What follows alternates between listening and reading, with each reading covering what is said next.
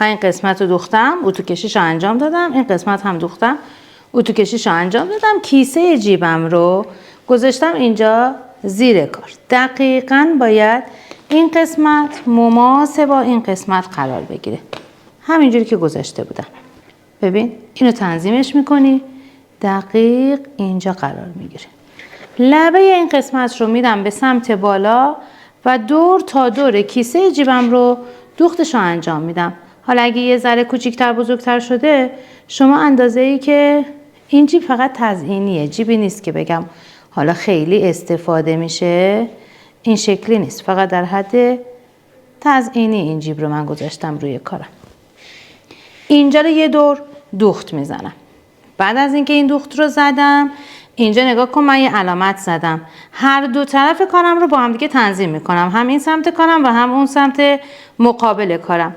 من فضایی که اینجا اضافه دارم رو میبرمش توی 2 تا دونه پیلی ریز، یه دونه اینجا، یه دونه اینجا. حالا این که من این پیلی رو چند سانتی بردارم بستگی داره به اینکه در ابتدا شما چقدر اضافه تر برداشته باشین، چقدر فضا داده باشین واسه پیلیتون. من یکی رو جابجا نمی‌کنم ولی اینو جابجا می‌کنم، میارمش مثلا اینجا که شما دقیق ببینین چه اتفاقی میفته. می‌بینی این باید اینجا یه چرخکاری بشه که این قسمت به هم دیگه گرفته بشه. یه دونه دیگه در جیب دارم، این در جیب رو هم دلم میخواد اینجا بذارم روی کارم. من از این گوشه کارم 4 سانت فاصله گرفتم و این قسمت رو اینجا سوار میکنم. ببین همه اینا دل بخواهه، شما میتونی انجامش بدی، میتونی انجامش ندی. بعد من میخوام اینجا رو یه دونه دکمه بزنم، اینجا رو میخوام یه دونه دکمه بزنم. حالا اینا دیگه سلیقه خودتون، هر جوری که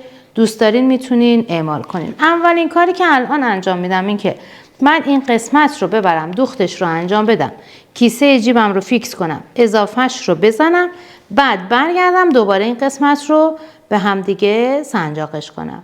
من الان این قسمت رو دوختش رو انجام دادم، اضافه حق درزش رو قیچی کردم، این تیکه رو گذاشتم روی کارم، اینجا یه چرخکاری کردم که این دوتا به هم دیگه وصل بشن.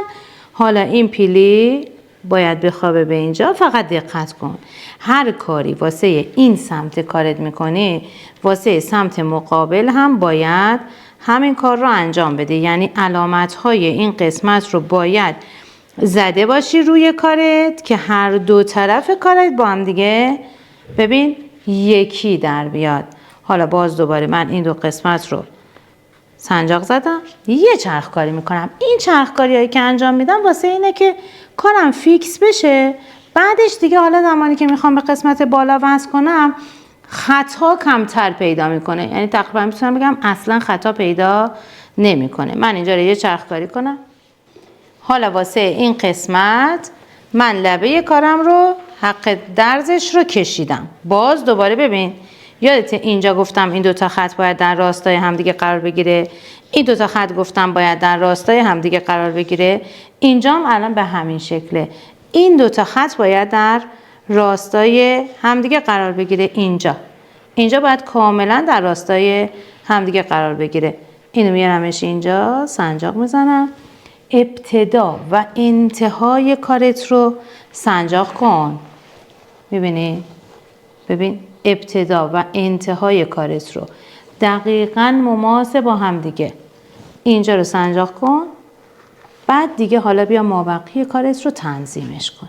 ببینی کاملا میاد اینجا سر جای خودش قرار میگیره.